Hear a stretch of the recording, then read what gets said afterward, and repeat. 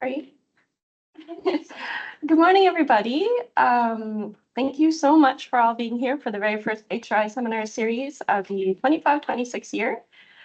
We are very excited to be working with UNBC faculty and HRI Leadership Council member Darlene Sanderson for this one, for our invited guest. I am going to just pop up my slide deck.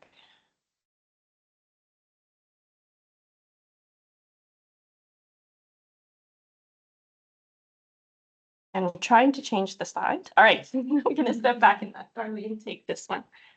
I don't know why that's there. I can just minimize it.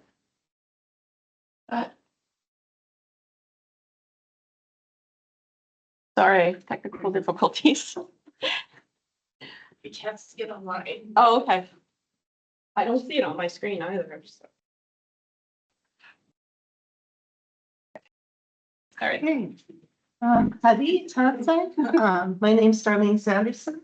I'm of Cree, Anishinaabe, and Red River Métis ancestry on my late mother's side, and then also Dufur Russian on my late father's side. And I'm very privileged to be here and wanted to really acknowledge the ancestors and the beautiful place that we are gathering today, and want to pay the deepest respect to the people from the Lheidli traditional and unceded territory.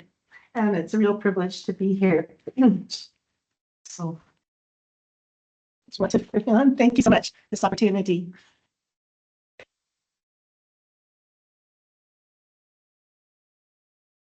All right, advancing the deck. So I just wanted to acknowledge that the HRI seminar series is planned by a planning committee.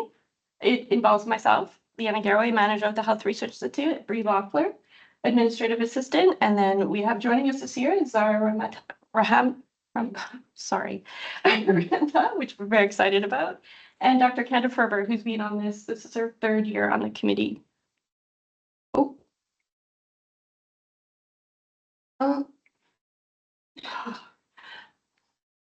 Pardon me, everyone. Just like to acknowledge this is our first time doing a Teams webinar rather than a Zoom. And I'm going to take a minute to thank Brie Loeffler, who's actually going to be leaving her position in 2 weeks. And she's been a member of the HRI as well as the planning committee for over 7 years. And we're very lucky to have her. And she's going to take a brand new opportunity position with Rural Coordination Strategy. So we deeply want to acknowledge everything she does for us.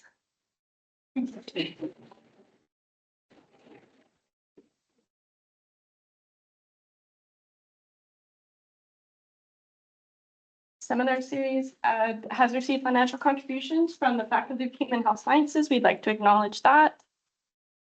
As well as for this particular seminar series, the BC Support Unit.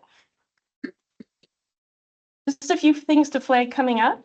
We have our 2025 Research and Quality Conference, which we co-host with Northern Health. This is on October 22nd and 23rd, and it is virtual this year. So if anybody's interested in attending, please do. We have our next October seminar series happens to be fully virtual as well because we're having Covidence, which is an amazing software that the HRI and the library purchase for everyone at UMBC to have an institutional license to it. And if you have any desire to learn more about its functionality and how to use it for your software or for your reviews, please attend. You have to register for that one as well. As I mentioned, the conference, and in October 27th, we're having our second professorial lecture series with the with the Faculty of Human and Health Sciences, and that's Dr. Indrani Margolone. Finally, as part of the conference this year, our the HRI Leadership Council student representatives, they're going to be hosting a poster session that any student who's doing any research in any form of health is more than welcome to be a part of. So please, there's posters around the university, and we are advertising it. Please share this widely.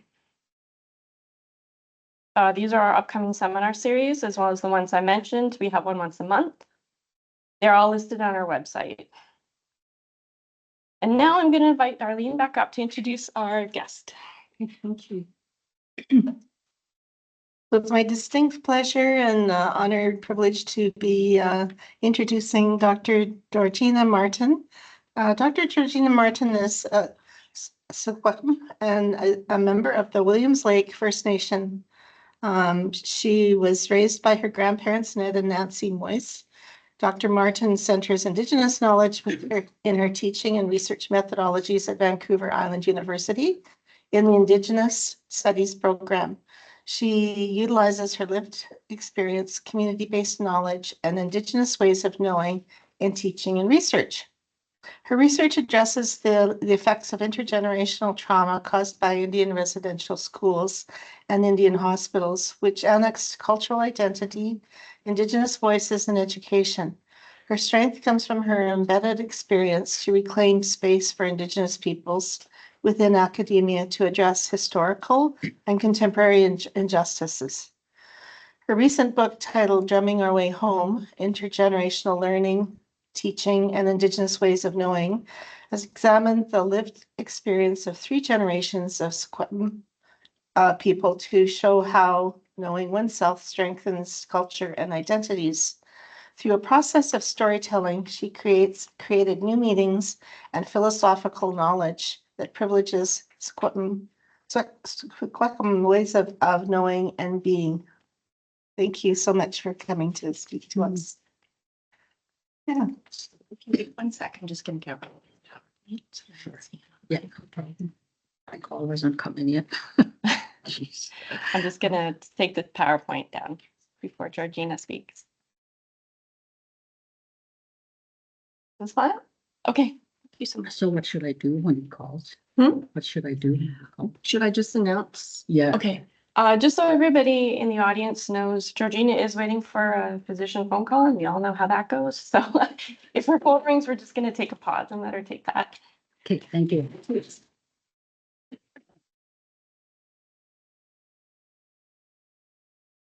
Now.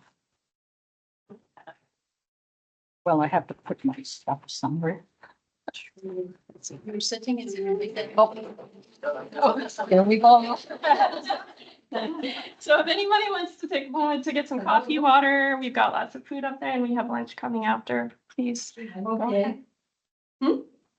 It's getting better. I'm able to walk around, walk more. Maybe you did that? Yeah, yourself. You close the I was gonna.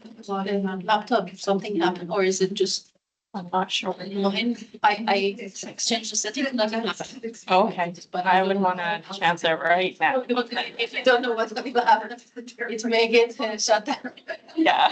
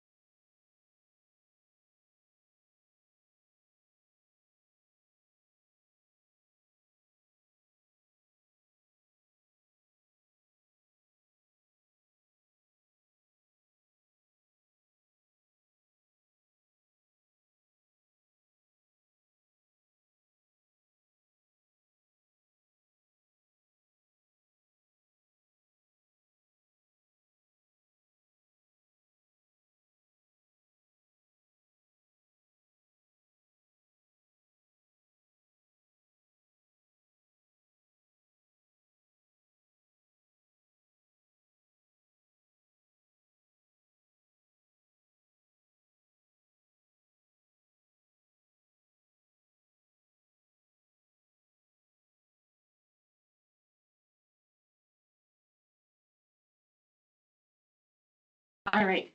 Okay, Thank you.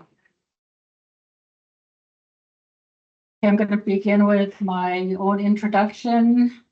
Wade Cohuida, Georgina Martin Ren Xwulmuxw, Gugstjacham, the one Gon Elia, Swepmken, the Tlagal, the Slagwan, the Moomdoin, the Prince George, Achra Elkstone, Vancouver Island University, Langara College, Nancy Moise Ren Kea, Ned Moise Ren Ba'a.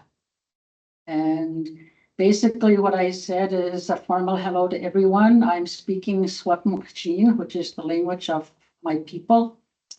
My name is Georgina Martin.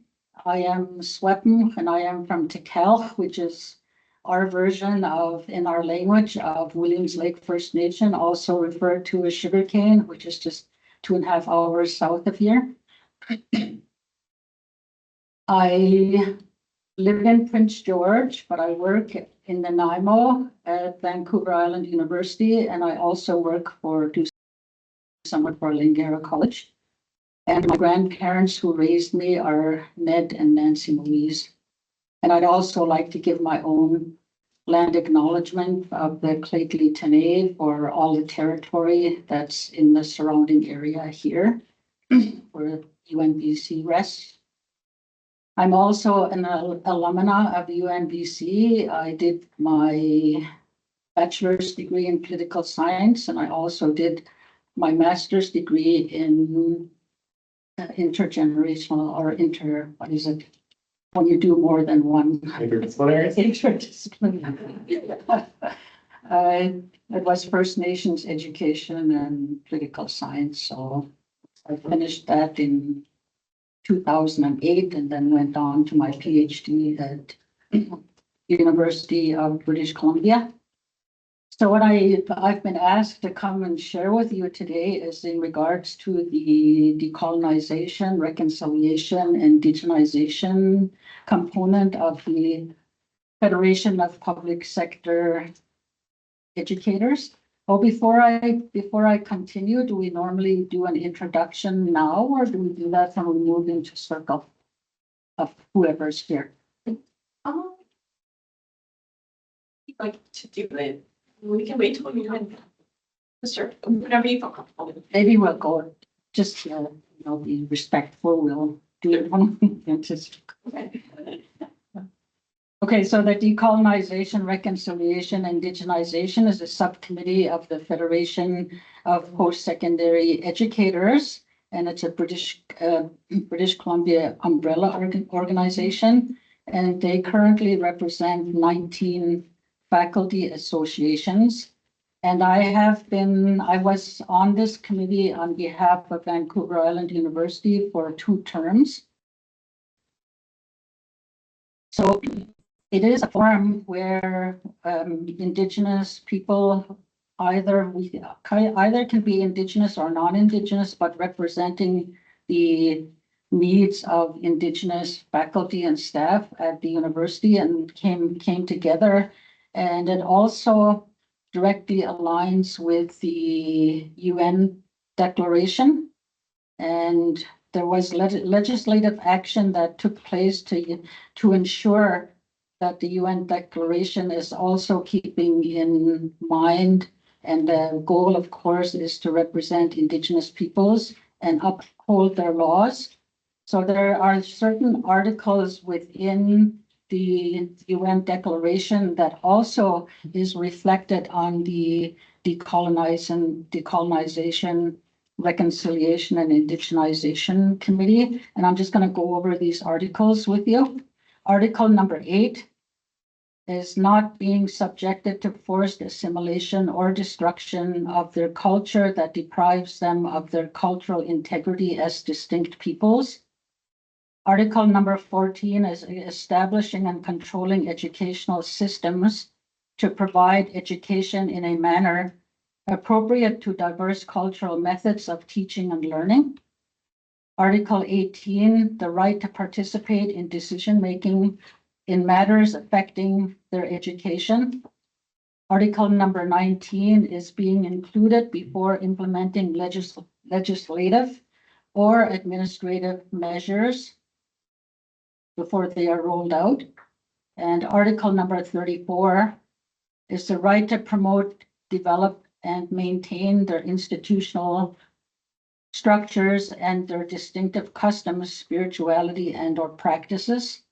And I'm not sure about the culture of UNBC anymore. I've been away from here for quite a few years, and I don't know how much these articles are included in course content or any of the functioning of the university.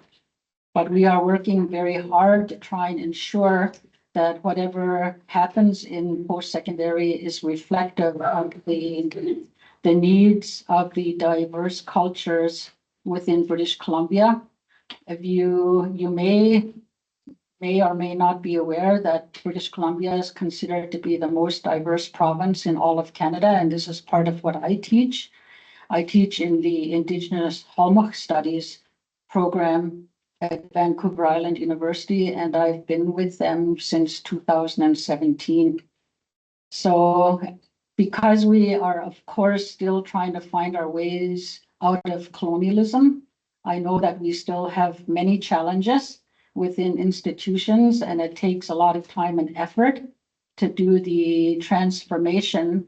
And I found that this organization and the DRISC committee through FIPSI was another avenue where we could also invoke, the needs of Indigenous peoples and to try and get the administrators to pay attention. And that I find is one of the most difficult challenges that we face, is quite often as Indigenous people, we are put in a position where we are again doing the educating and the informing and trying to have people understand at different levels what our needs are. And then, of course, considering the diversity and the fallout of colonialism also impedes these processes. So I'm just going to share with you how the Decolonization, the DRISC committee is guided. And it was a resolution that was passed at the 2017 AGM. And it identified that FIPSI supports the inherent and collective rights of Indigenous peoples to rights of sovereignty and self-determination. And the Truth and Reconciliation Commission's calls to action, especially through supporting the development and implementation of education on Indigenous themes for students at their members' post-secondary educational institutions. So as of 2018, there were 18 active member associations, but as I mentioned, it's now up to 19. And these associations are at the BC FIPSI DRIC provincial table, represented by both Indigenous and non-Indigenous faculty instructors and non-regular faculty members. The BC FIPSI DRISC's creation is unique in Canada. There are no other union-based DRIC committees in the country. So this is intended to be transformative. So they do many things at this forum. And as we came together as part of the committee, we would meet about 6 or 7 times a year. And again, we're coming based on certain initiatives that we want to promote. And a lot of it is, like, again, doing some of the education around decolonization, indigenization, and reconciliation. So one of the things that I wanted to highlight that we did in 2023, and this was at the AGM that happened in Kamloops. And it took a lot of work of the provincial committee to put this together, but we did 2 workshops during that AGM. And it was called a Talking Stick Sharing Circle Teachings.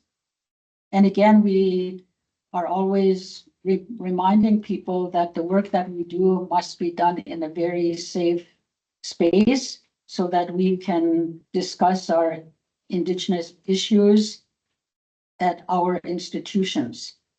So the purpose of this workshop was to educate the administrative people and also the leaders within FIPSI. So we ran 2 workshops. There was myself, Shelley, and Elizabeth from out in Cranbrook. And we delivered 2 workshops. And it did take a little bit of work to get the administrative staff to help us to let the people know what our needs were and to be able to purchase certain items to run these workshops. So we ended up being able to spend the money that we needed to acquire books. We bought several books from different Indigenous authors, and we made those available so that, other people who aren't aware can learn more from Indigenous scholars. So we did that, and we also had one of the local fellows from the territory make these talking sticks. And this is, of course, a talking stick speaker staff. So we had 150 of these made. And with the people that we were working with in our audience, it may have been the first time that they have ever come across a talking stick or have ever touched one, because these are consider to be very sacred. There's a lot of teachings that go behind the talking stick, and it was a local fellow, which was really great. So we managed to do that, and I'm just going to talk a little bit about this. It was for the FIPSI union-based committees and leadership, and this followed Resolution 61 of the AGM, where it says, whereas it is mandated by FIPSI DRISC to consider Indigenous perspectives in our work and policy, and DRISC members have expressed experiences of resistance to anti-colonial and anti-racism training, DRISC recommends the following actions. The FIPSI committees and President's Council undertake regular decolonization, indigenization, professional development training under advertisement from DRISC. FIPSI DRISC lead the creation of a decolonization, indigenization training, and 3 such training be made available to FIPSI locals. So there are a lot of efforts from that goes out to the locals and trying, offering support and additional training whenever it's possible. So the first aim of this workshop was to address the generalized lack of knowledge in FIPSI committees and leadership council regarding Indigenous ways of knowing and being in union-based meetings. The second aim was to educate union brothers and sisters regarding respectful and correct use of talking sticks, sharing circle teachings and protocols in FIPSI committees and leadership meetings. Our third aim is to share our knowledge with FIPSI members so that they may share their new knowledge with their educators in BC post-secondary institutions. And we aim to better support Indigenous and non-Indigenous colleagues regarding the respectful use of talking sticks and sharing circle teachings and protocols. So a lot of times what we do is we come up with some content, and there are many teachings behind that, like we call this the talking stick, but there are many teachings that go along with the item that we're sharing. So it's not solely focused on the talking stick. There's all of the anti-colonial and work that goes along with it. And I know it is very difficult when we're implementing these items or these this information, because a lot of the leadership and administrative people do not have as big an investment in moving things forward as we do as Indigenous people. So a lot of times there's a reluctance to participate, and we're trying to engage and trying to get them to understand and to have, build those relationships. The relationships are so important. So what I really enjoyed about being part of this is having access to one of the leaders, and she was from Thompson Rivers University as well, so that we had a relationship with her, so she learned how to understand our work and who we were, and we also learned how to understand what her challenges are and how she could either support us and she was very good. She would go to bat for us, which was very, very good in helping us to do the work that we were attempting to do at the DRISC level. And I know how challenging it is as an Indigenous person to move these things forward, because as I mentioned, I was a student here and I did 2 degrees at UNBC. And at the time that I was here, we were fighting to do smudging in the First Nations Center. And, we had so many complaints. There were others saying that they were getting headaches, that they were hearing or smelling it going through the systems within the university, and that they were suggesting that it might be marijuana. So, we come up with these battles, but it took a lot of strength and courage from the student body, and also from the support of the Indigenous people within this institution to be able to support us. And they finally ventilated the First Nations Center, so we could actually do this much in that center. And I know this always comes up regularly in institutions, and people, I don't know if it's partly fear or partly rejection or what it is, but quite often, you know, these kinds of practices are objected, or people don't like to accept them or participate in the kind of work that we do. But I also found, being from here or living up here, I moved up here in 1982, and I've been living here since, but I've been working away. But I find that even respecting the diversity of the cultures within the province, because I'm from Williams Lake, I'm Xwulmuxw. I know a lot of the cultures up in this area because I worked with the people in different capacities as well. And on the coast, the coastal communities are very different. So it's keeping those perspectives and learning and having an open mind, open heart, and just being able to understand and relate to the different Indigenous peoples within the province is so important. You know, we all do things differently, and we all do our cultural practices can be similar but different. And we also have a lot of things that we do practice now that have been adopted from other nations. Like we do a lot of things that came from the prairies. So a lot of that information needs to be known. So one of the things I think we still need to do a lot of work on is even having definitions of what decolonization, indigenization, and reconciliation really means. Like as an instructor, I struggle with this terminology as well, and trying to implement them within my classrooms and also within the institution. So indigenization is about inherent Indigenous rights and responsibilities that originate in holistic Indigenous relationships. It recognizes historical wrongs committed against First Nations, Indian, and Métis peoples. It requires a commitment to undertake practice or proactive measures aimed at restoring, reviewing, and regenerating Indigenous practices, language, and knowledge. And again, another move that we're making is we're getting more involved in our languages. There are more of our people taking up the learning of our different languages as well. So that's growing. We're getting stronger in the language.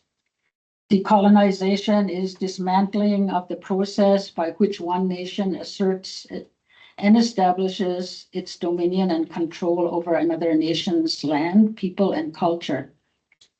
It is the framework through which we are working toward undoing the oppression and subjugation of Indigenous peoples in what is now known as British Columbia, and unlearning colonial ways of thinking and being. And I personally have noticed that there is a lot of growth happening more in this area, because we recently learned that the whole of Haida Gwaii now belongs to the Haida people. And there are these kinds of developments. I think that part of the work that we're doing in educating is helping the mainstream population to understand and to be able to have relationships and accept that these things are ongoing and they're going to continue. There's more Indigenous communities who are taking over the control and care. It's like ownership, control, access, and possession of our data, not only data sovereignty, but our land sovereignty. So that part is still ongoing. Another part that, as mentioned in my bio, I do a lot of work on intergenerational trauma. So one of the things that I'm finding right now that we're now put in the front lines to start trying to correct is residential school denialism. And once that gets out to the public, especially with social media, it's so very hard to try and do the educating from an Indigenous perspective and from our reality. So there's a lot of work in this area that's still outstanding and will continue to be necessary. So reconciliation, you may know quite a lot about this because we've had the Truth and Reconciliation Commission that's been ongoing for some time. I believe since I've been out of the classroom, I don't have at the top of my head. I believe it was in 2015 when that final report was released. And I think we can maybe count on two hands about how many of the 94 calls to action have been actually implemented. There's a lot of talk about reconciliation, how it is seen as quite performative. We have Truth and Reconciliation Day coming up on Tuesday. And I personally don't get too involved with it because I'm not really seeing any genuine purpose, or there are, I can't say that not everyone is genuine, but there are some, and it just feels performative. An example I can share is when I was at Vancouver Island University, I as an instructor encourage my students to attend, but my fellow instructors at VIU, they would either be docked marks or they would lose their participation if they attended the TRC event on campus. Rather than promoting and encouraging students to attend, some would be penalized for their courses. So to me, that's why I say a lot of this still feels quite performative, and I don't know when we're going to see any major changes. And I also do research with my community, and it's called Culture to Wellness. And I had my group come together, and we had community people come in and join our table. And one of the leaders in our group asked, like, why is this always put on our shoulders? Why is it left up to the Indigenous people to do the educating? Where is the public and where is Canada in all of this? Like, we didn't decide to be ruled under an Indian Act, and we didn't decide to be put on reservations. And a lot of this, there's a lot of stereotyping that still happens, and the development and growth has been so slow. So I think that's why it's really important to come together in numbers. And I think we're becoming stronger as we continue to really focus on these issues. But again, we're getting tired. We're getting really, really tired. And some of us, of course, we've been in this field for many years, and people are retiring. So we need a lot more help and a lot more activity to go on for assistance. So we also, with the committee, in my role, what I did is I also partnered with different committees at VIU, and we could access a little bit of money, so we could do events on campus. So I would partner with International Women's Day, and I would bring in an Indigenous women's focus. I also partnered with the student union, and we did a Sisters in Spirit for the missing and murdered Indigenous women and girls. And I also managed to have my VIU local support hiring Marcia Turner. She's Gitxsan from up in this territory.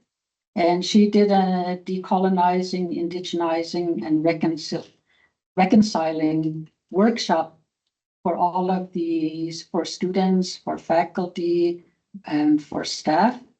But she really went about it in a very smart way, so that people wouldn't be not wanting or, apprehensive about coming to decolonizing, indigenizing, and reconciling workshop. She called it Two-Eyed Seeing and Validating Indigenous Knowledge.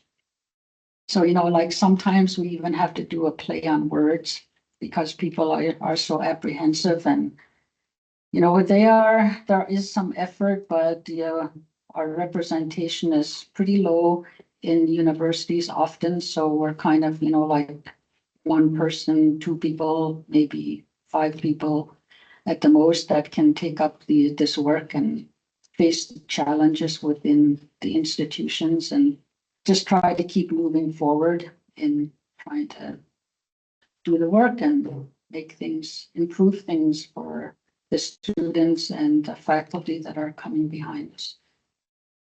So I think that's about it. Thank you very much.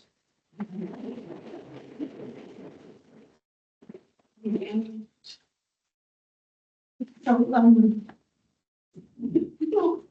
circulating the room, would you like to take a little bit of a break and perhaps stand up and stretch and get something to eat? Or would you like to move straight into the circle? Any preference? I personally would like to take a break. Okay, so we'll take a break and like for 5 minutes. Yeah, I had a hip operation on August 28th, and it's the first time I've been out of the house and the first time I've stood up this long. Wow. So I'm still in Thank you. recovery. Thank you so much. So we can actually, in order to keep this a really safe space for everybody to share, we'll stop the recording.